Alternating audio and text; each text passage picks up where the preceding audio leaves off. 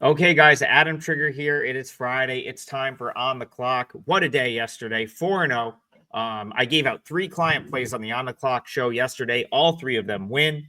And then we get Seattle plus 10.5, sneaking in under the number. They lose by 9. It's a 4-0 day, a 5% winner. I told you to give me a chance yesterday. Hopefully you did, because then you had a great day as well. I've now got 6 straight winners going into Friday. And I'm not going to hold out on you guys. I'm going to give you one of my client plays. It's the early game. And then what you guys are going to do is help me out. Head over to WagerTalk, wt.buzz/AT. Grab my later 4%er. I've got 2 4% plays today. Hopefully it ends up being win number 7 and win number 8 in a row. We can keep this great run going into the weekend. Keeping the same show format. I got 3 games to talk about today. I'm going to start with the early game, what's also a client play.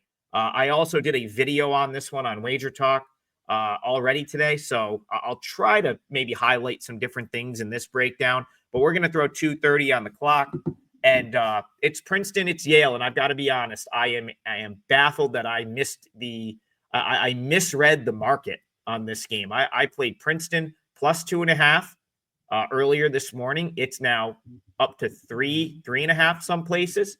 I thought it was insane that Princeton was an underdog in this game on their home floor, but the market really likes Yale. And I guess I can't disagree from the standpoint, Yale, top 100, top 75 team, both offense and defense, and a lot of the analytics. So I totally get the Yale love. And if you look at like recent form, Princeton's 0-5 in their last 5 against the spread.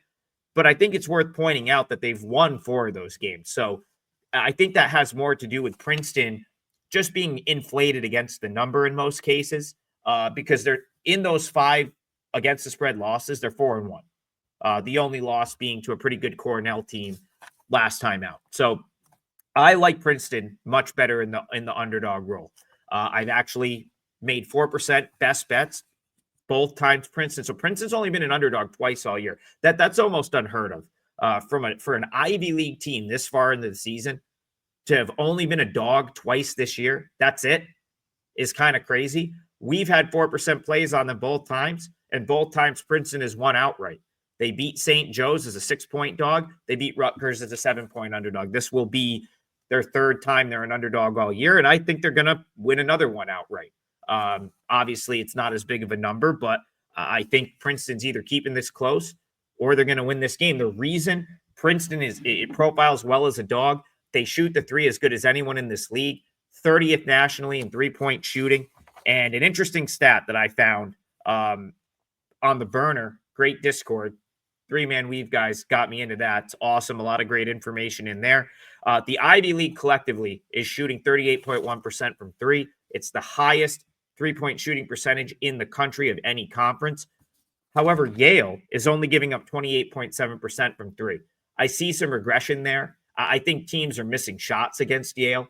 And the one thing about Princeton and what we've seen in those wins against the better teams like the Rutgers, the St. Joe's, those type of teams, the great equalizer for Princeton is being able to get hot from 3 and pour them in at a rapid rate.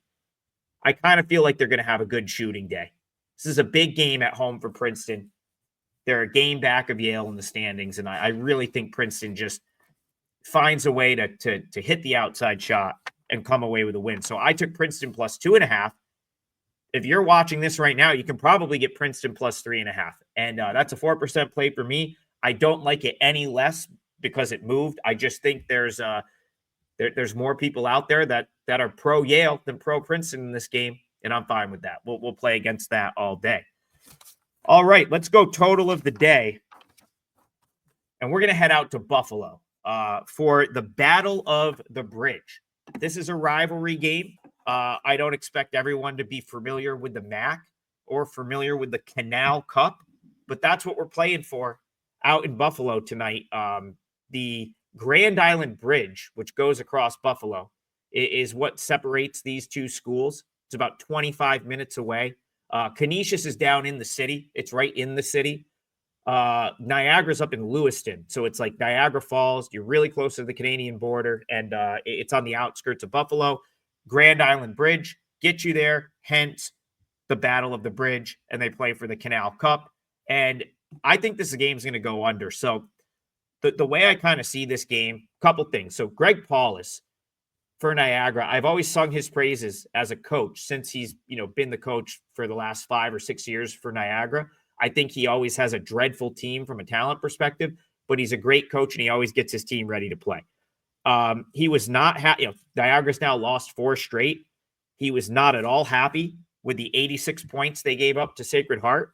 And I think you're going to get a better effort on defense. Now, Niagara's not a great defensive team, but I do think the effort is going to be much better. And that's oftentimes enough. Canisius is a terrible team. I mean, they're 2-18. All they do is really bomb threes. That's really the only thing they do offensively. They just chuck threes up.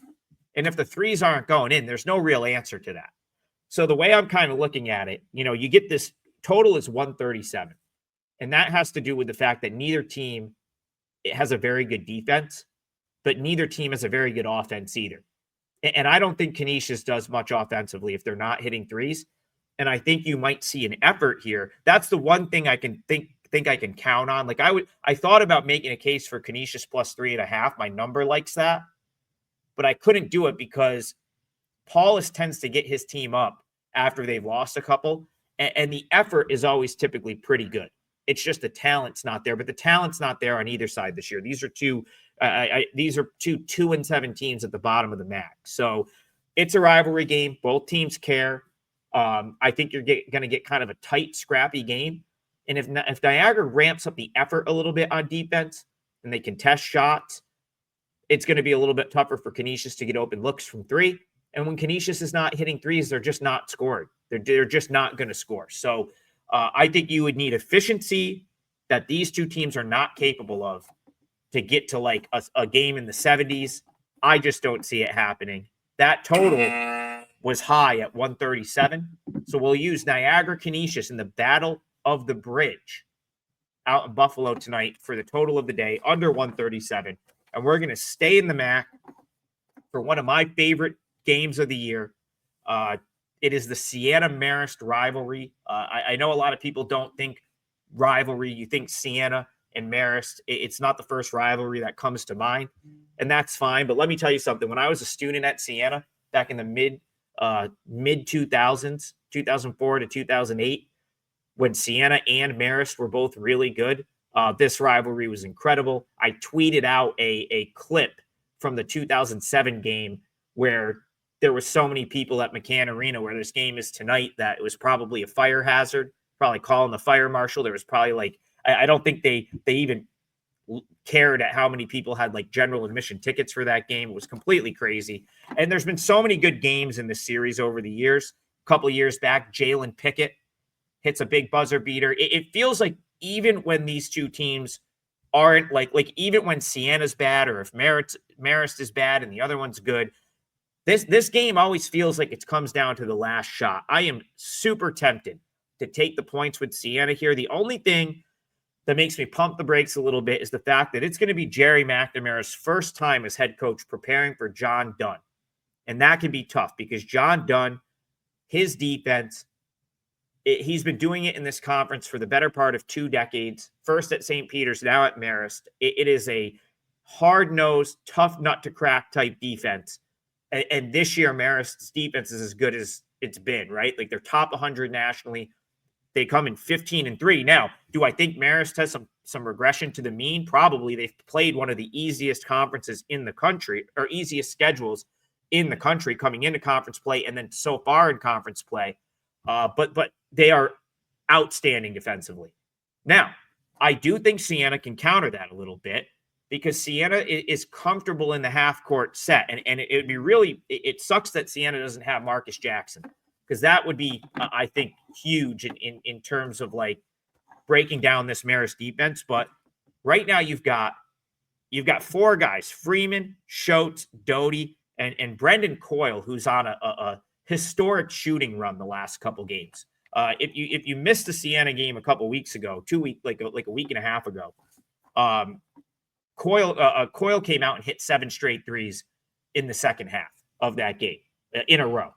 And then he came out the next game and hit, I think, another 5 or 6 against Iona. So he's on an absolute tear. And how can you sort of neutralize Marist's tough defense a little bit? Unlimited range and hit the threes, which Coyle has been pulling up from the parking lot at this point. So, the other thing I think gives Siena a little bit of an advantage against this very solid Marist defense is Major Freeman and Justice Schultz's ability to kind of operate in the half court, beat guys off the dribble. I see another game in the 50s, maybe the low 60s. And it's tough to cover 5.5 in that setting, even if Marist is the better team this year. And their defense is really good. Marist offense still rates outside the top 300 nationally. It's not like Marist is scoring with any sort of regularity against better teams. So not one I've added to my card yet. I haven't completely. It's still on my radar. I may or may not. I feel like the number's probably kind of dead on, but just based on past history, knowing how these games come down to the wire, the fact that it's going to be a lower scoring game, almost guaranteed based on how both teams play. Siena plus 5.5 does feel like the right side. I'm just not sure if it's going to make my client card, especially with the fact that I've already got 2 other plays locked in for today. So I gave you Princeton. The other one's up on my page at wt.buzz/AT. Head over there and grab that. Who knows? Siena's a 9 p.m. standalone game. Maybe we'll add it. I haven't really decided yet, but it's certainly on my radar. And then, of course, the total of the day under in Niagara, Canisius under 137. There's your 3 picks for today. And I think I am going to do one of these on Saturday at some point. I don't know if it'll be early in the morning, but we'll get you three angles for Saturday as well. Another loaded slate tomorrow. So we'll probably see you tomorrow.